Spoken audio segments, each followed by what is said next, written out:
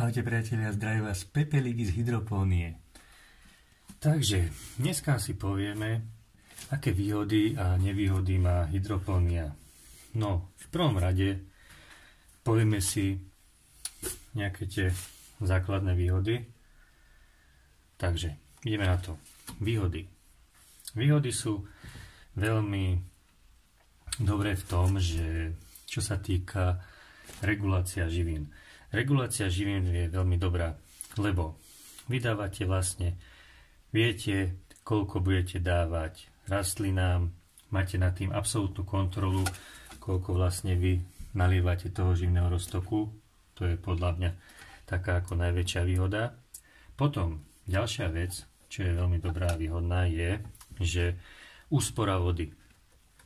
Úspora vody oproti substrátu je dobrá v tom, že vlastne pri hydroponii, pri rýchlom a zdravom raste, ktoré vlastne budete svedkom toho, ako vlastne keď už aj vyskúšate tú hydropóniu, tak vlastne uvidíte, že spotrebujete veľké množstvo vody. Avšak na druhú stranu nevidie ani kvapka na zmar. Vlastne vy všetku tú vodu, čo budete používať, tak ona nikam neodíde, nikam sa neodparí, vlastne stále bude tam, samozrejme je tam nejaká vec, že vylejete ten proste živný roztok, že ho dáte preč, prečistíte, umiete nádoby, ale to sú minimálne straty. To úplne minimálne straty sú. Ďalšia potom vec je, že úspora tých živín. Vlastne čo platí aj pre vodu, tak platí aj v tom hydroponickom pestovaní aj pre tie živiny. Lebo vlastne tá rastlina to všetko absorbuje, vypije to viac menej a to je na tom ako to najlepšie. Potom, čo sa týka vlastne tej hrozby alebo tých škodcov, to je vlastne ten rýchlejší a lepší rast v tom, že vlastne tí škodcovia, keď sú, dajme, že ich je veľa, keď máte aj pôdu, alebo celkovo ste aj vonku, tak tu vlastne, keď máte ten stán alebo niečo, kde to viete pestovať, tak vlastne dosť často pri hydroponii nikdy nebudete potrebovať pesticídy.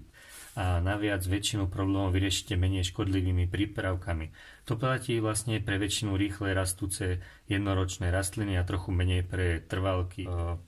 Vlastne potom, ďalšia ešte taká vec je dobrá, že vlastne vy nebudete bojovať so žiadnou burinou.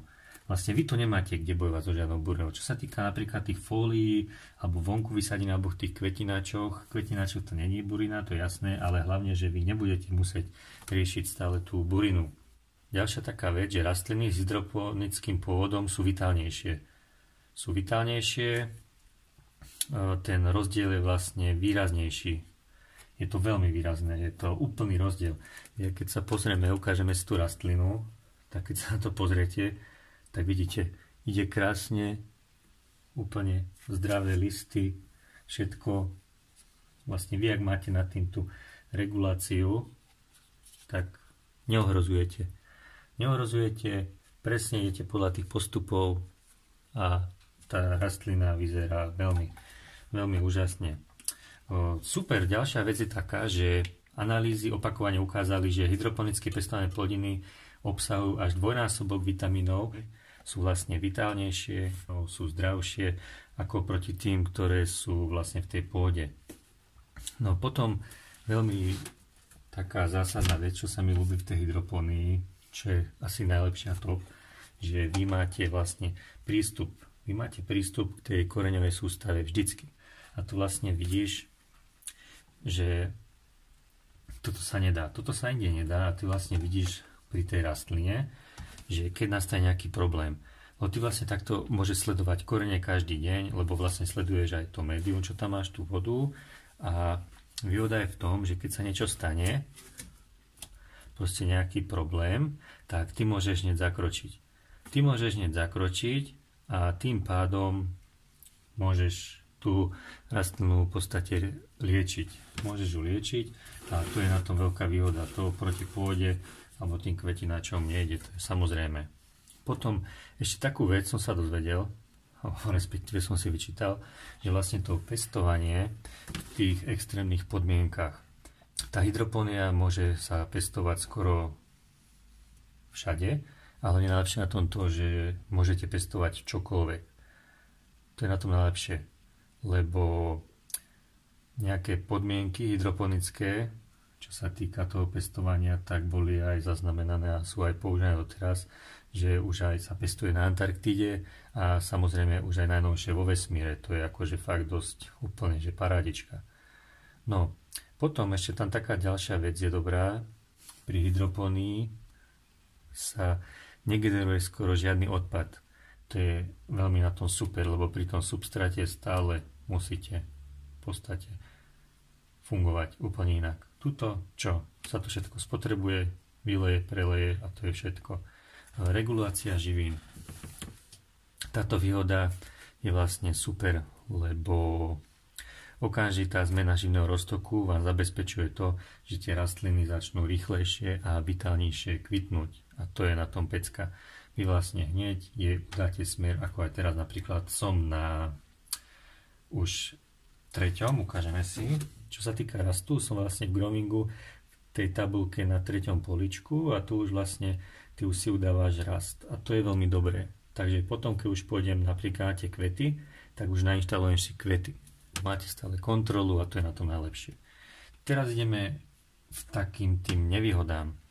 Takže tá prvá a najdôležitejšia nevýhoda je, hydroponie spočíva v tom, že keď urobíte nejaký sebemenší omyl alebo nejakú chybu, tak straty môžu mať úplne tragické následky.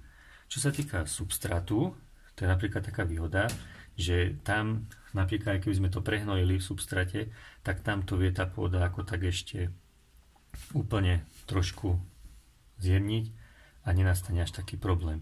Tuto samozrejme to hydroponické pestovanie má taktiež určitú pufračnú kapacitu, záleží vlastne od toho pestovačného média. Potom taká veľmi, ale veľmi problémová vec je, že čo sa týka teploty, to si musíš veľmi sledovať, lebo tá ideálna rozmedzenie tých teplot tej hydroponie sa pohybuje medzi 18 až 22. Lenže rastliny vydržia aj väčšie teplo. Som si všimol, že do 26 je to fajn, ja som mal 28, už som mal aj 30, ale potom, jak ty už dáš okolo 35, čo si myslím, že to už je veľmi veľa, 35 je už veľmi veľa pre tú rastlinu, to už 35 je podľa mňa masaker, tak potom vlastne sa spomalí sa ten rast a to už je potom koniec, lebo tie korene sa začnú prehrievať a ďalej už to nemôže fungovať. No, nevýhoda, čo sa týka ešte veci je, že ľuďom sa zdá, že táto hydroponia je finančne nákladná.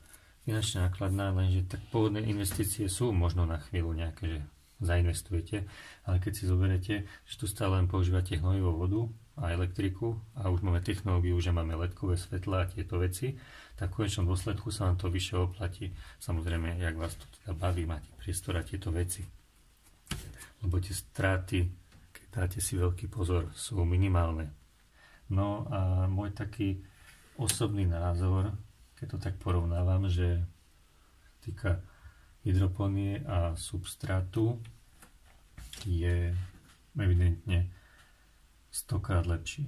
Áno, niekto si povie, že neviem, ešte som to takto nemal, tú čili, neskúšal som tú papričku, uvidíme to, zistíme ešte, ako celkovo to pôjde, ale fakt, je to brutálny, rapidný rozdiel, že ja doslova ovládam tú kvetinu, ovládate všetko, teplotu, vlhkosť, reguláciu vzduchu, živiny, vodné roztoky, pH vody viete ovládať. Samozrejme musíte dôkladne aj robiť a čistiť, zabezpečovať, nech to je všetko v poriadku, nech to nie sú nejaké špiny. Ja to tiež takto poutieram. Ako vidíš, má to krásne, nádherné korene, krásne. Viete aj tie korene ovplyvňovať, viete aj zostrihnúť, rastlinu viete zostrihovať, to všetko uvidíme. Ďalšiu vec, čo som urobil, dal som tam taký neoprenový krúžok, vidíš ho? Tu je neoprenový krúžok, som tam dal, aby mi to lepšie držalo, takže to je tiež v pohode. Tak to by boli asi na dnes také výhody a nevýhody hydroponie. Každopádne ešte tu máme potom ten ďalší pokus, čo sa týka tej keramzitovej verzie. Tá keramzitová verzia, neviem, či to bolo tou sadenicou, alebo čím to bolo, ale v tom keramzite tá Nagamorita ide veľmi pomaly. Ona bola veľmi maličká, dlho jej trvalo, dokiaľ sa rozbehla. Ide veľmi pomaly, ale razí si pekne tú cestu a uvidíme, ako vidíš, už sa aj zakoreňuje. Ten keramzit neviem, na vrchu to robí také všelijaké z toho hnojiva, keď som to predtým polieval, že sa tak zašpinil. Neviem, či to nejako popelievam, alebo len to tak preliem vodou. To ešte musím vymysleť, aby to neurobilo nejaké choroby, ale mne sa zdá, že ten keramzit, určite aj to viem, že to pH úplne kazí v tej vode a v tom keramzite, čo sa týka tej čili, nerastie to až tak dobre. Ale uvidíme. Máme aspoň na porovnanie Rockwool a keramzit. Verím, že sa ti video páčilo. Porovnanie vlastne výhod a nevýhod a vidíme sa opäť na budúce. Čaute.